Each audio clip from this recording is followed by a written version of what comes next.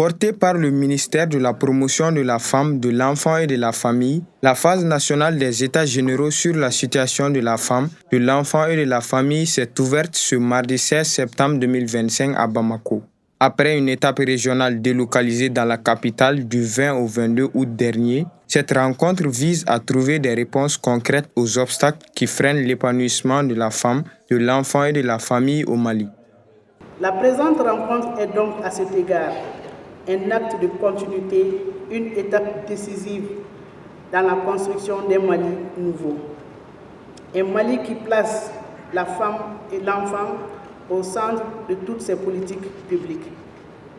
Distingués invités, mesdames et messieurs, les États généraux que nous vivons sont bien plus qu'un cadre de dialogue. Ils sont l'expression concrète d'une volonté politique affirmée. C'est pourquoi ils sont inscrits dans le programme d'action gouvernementale de Monsieur le Premier ministre, chef du gouvernement, qui fait de la promotion du capital humain une priorité nationale.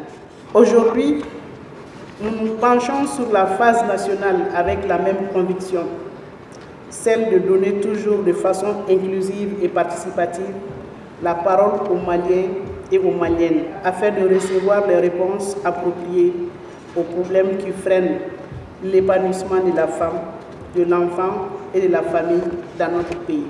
Au cours de cette journée de travail, les débats se sont déroulés sur les recommandations issues des régions avec pour objectif d'établir un état des lieux précis et de préciser de nouvelles orientations pour les politiques nationales en matière de promotion de la femme, de l'enfant et de la famille.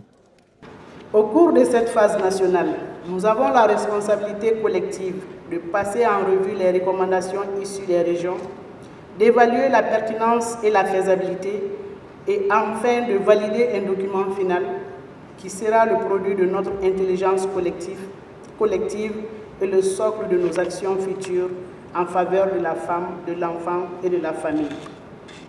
Ce document constituera un outil stratégique qui orientera l'action de l'État et de ses partenaires dans les années à venir. Il traduit un engagement national pour assurer le bien-être des enfants, des femmes et des familles du Mali. À l'issue des travaux, ces assises devraient aboutir à une feuille de route consensuelle traduisant les attentes des populations en actions concrètes pour renforcer la place de la femme, protéger l'enfant et consolider la famille.